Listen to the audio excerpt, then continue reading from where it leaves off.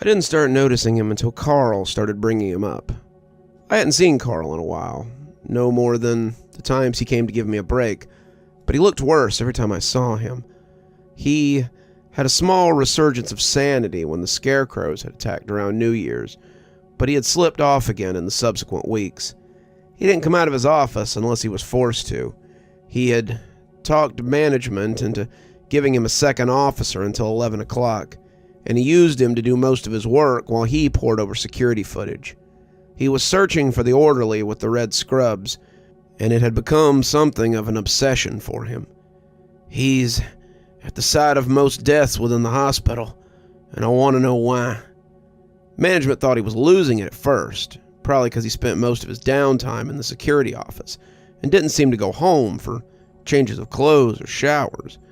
But the more information he brought to them, the more seriously they took him. So far, he'd been present at 60 of the natural deaths within the hospital, but he could be seen lurking around many of the others as well. When Dr. Shen accidentally perforated the artery of his patient during an emergency surgery, one of the scrub nurses swore she had seen a man in red scrubs near the back of the room. When the gunshot victim had come into the ER last week, the officer who'd come with the victim had captured the man on his lapel cam right before the victim had died of his injuries. Carl had months of footage from the security cameras in the hospital, and he'd captured the man's image hundreds of times. Management was afraid that if someone could link these deaths together, they would bring a lawsuit against the hospital. Carl was afraid that the man might be something spooky. He's always present, always hovering, and it's like he knows they're gonna die. I gotta find him. I gotta stop him if he's the one killing them. I'm the head of security. It's my job to keep these people safe, and I'm failing them.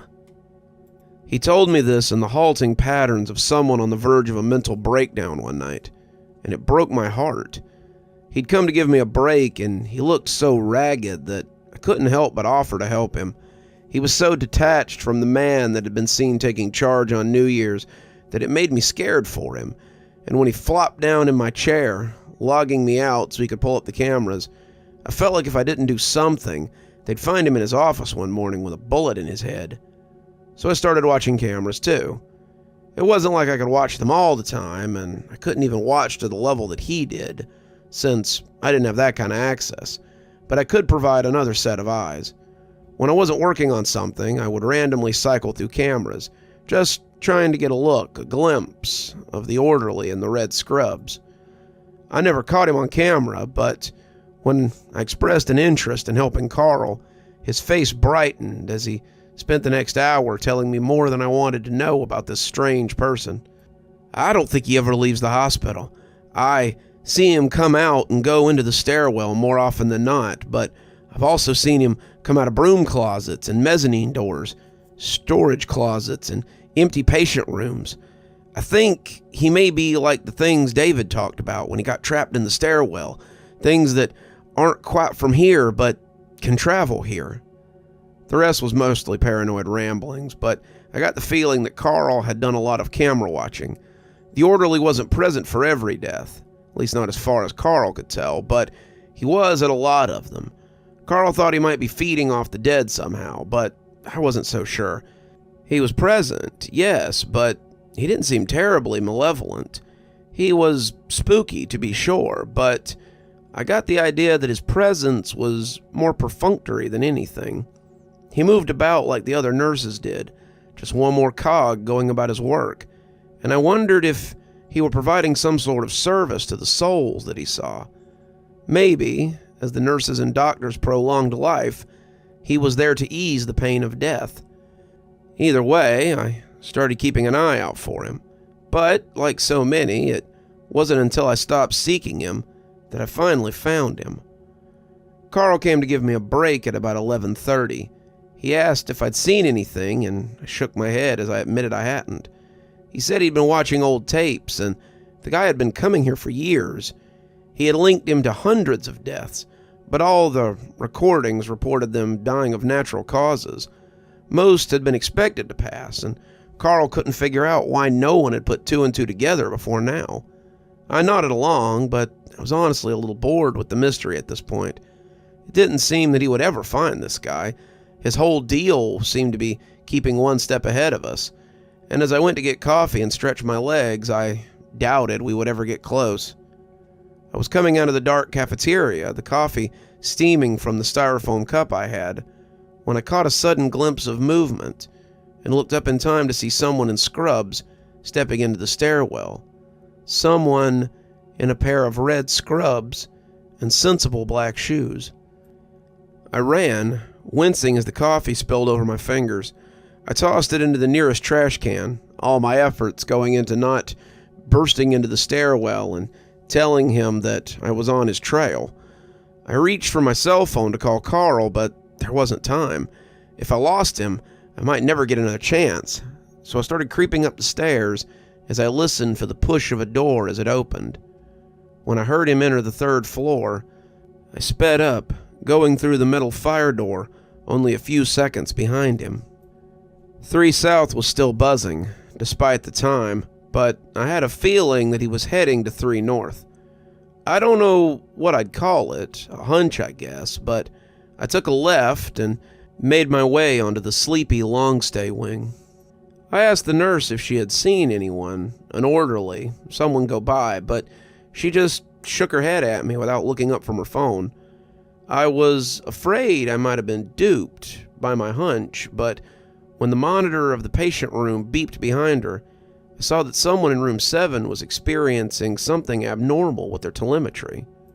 The board showed the vitals of the patient hooked up to the machine, and it appeared that Mrs. Hiffren was experiencing a slow decline in her vitals. It was nothing drastic, certainly not drastic enough to set off alarms right away, but as her blood pressure began to slowly nudge down, I thought I might have found my orderly.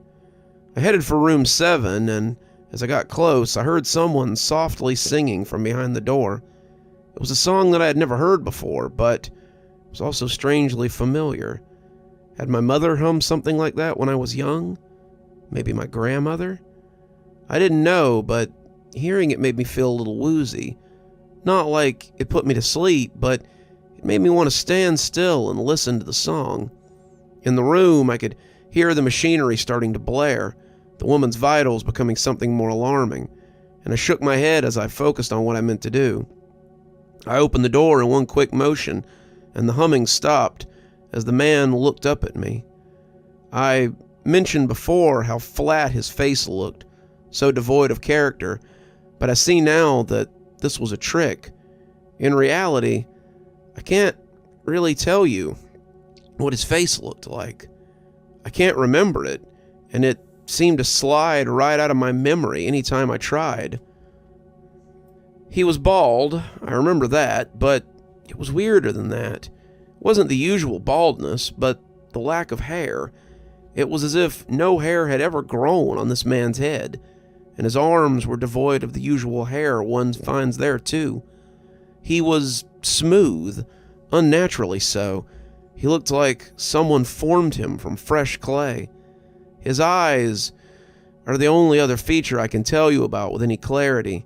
They were crystal blue, the blue of an underground stream that had never seen the light of day, its purity unbroken by any flaw or inadequacy.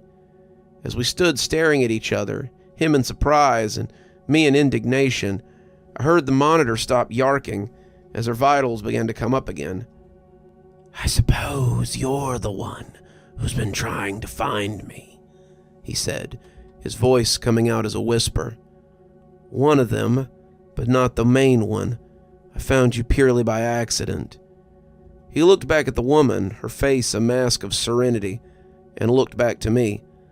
"I'm sorry, but I have to do this. It's my job, and my bosses are not the kind of people to be disappointed." I could almost feel sorry for him when he explained it like that, but I realized that might be part of his nature, and shook it off. Can't imagine why your bosses want you to kill people inside a hospital, but it ends now. His forehead dimpled a little, and I realized he was trying to raise an eyebrow that he didn't have. "Kill? Is that what you think I'm doing?" I shrugged, no longer quite so sure. "Isn't it? I mean, people die, and you're seen leaving their room. It isn't a long leap in imagination to assume that you might be killing them.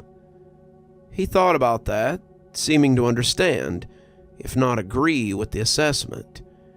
I'm not so much killing them as I'm guiding them, he said, his words coming slowly as he tried to find the right ones. I snorted. Oh yeah, and Dahmer never ate people, he just repurposed them. I don't know this Dahmer you're talking about, but this woman I'm here to guide is already dead. Her body may not know it, but its time is up. She needs to rest, and in resting, I will guide her away from all this. What he was saying didn't make any sense, but it appeared I would be getting a visual. The woman, an old, frail-looking specimen, sat up suddenly. She stretched her spindly arms, the flesh beginning to plump, and I watched her grow young before my eyes. Her hair went from brittle and gray to thick and dark, her wrinkles clearing, and the mouth that had been hanging slack was suddenly full of teeth again. Her bird arms grew substantial, her eyes showed brightly, and when the man offered her a hand, she rose from the bed a new person.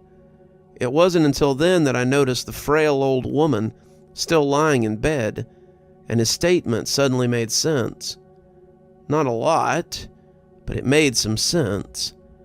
"Come along, dear," he said, and the woman rose beside him. "Others are waiting for you, people who have been waiting for a long time." She never said a word, but she went with him. I started to move, but as they passed through me, I felt like I'd been plunged into a frozen lake. I turned and walked up the hall behind them, trying to find words before he disappeared again. "Hey," I finally managed, and he stopped before walking into the stairwell. "I have questions." He pondered that for a moment. "You may not like the answers." I shrugged. Never stopped me from asking them. He nodded. "I have work to do tonight. I will meet you tomorrow night in the cafeteria. Be there at midnight, and I will answer the questions I can answer. At 1 a.m., I will be gone, so don't keep me waiting." People were yelling behind me, people trundling into the room of the dead woman with crash carts, and in the chaos, he and his charge slipped away. I heard Carl calling a code blue overhead and calling for me to come back to my post so he could respond. I took the stairs, but if they were still there, I never saw them. I didn't tell Carl what I had seen, and he was in too big a hurry to notice anything amiss. Hopefully, after I see the orderly tomorrow night, I'll have something to report. Hopefully Carl doesn't see me on the cameras when he reviews the footage and pooches the whole deal. Till then, guess I'll just have to come up with some questions for this mysterious red-clad orderly. It's been a while since I interviewed a spook, and the last one was in too much of a hurry to answer all my pressing questions.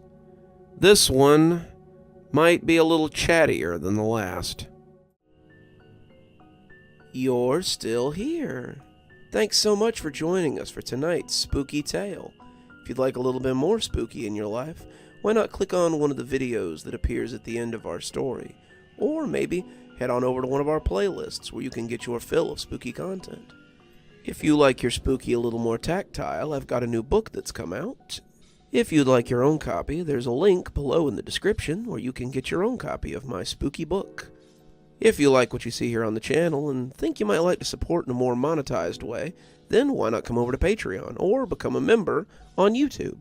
Speaking of, let's go ahead and thank our members now. Thanks to Civ Garstad, Unicorn Hollow, and Heather for being our Spooky Ghost contributors. Thanks to Janet, Lee Kendall, Saikat, Ronda J, Sue Casper, and Valinator for being our Spooky Skeleton tier contributors. And thanks to Hi Stacy, Winter, Xaronan, Stephanie Carrington, Tyler Parker, Cinnamon Fox, and Sarah Samar 42 for being our Ghostly Reader tier contributors. Thanks, everyone. We just couldn't do the show without you. If you too would like to support the show, we always tell you to come on down to Patreon or check out my member section on YouTube. Spooky Skeleton contributors get their video 12 hours earlier at 8:30 a.m. as opposed to 8:30 p.m. And ghostly readers get a book every time I write one on their doorstep. There's actually one coming up here in a few weeks, so if you'd like to get in on that, please go ahead and sign up. And as always, thanks for stopping by. Dr. Plague, signing off. Have a wonderful evening.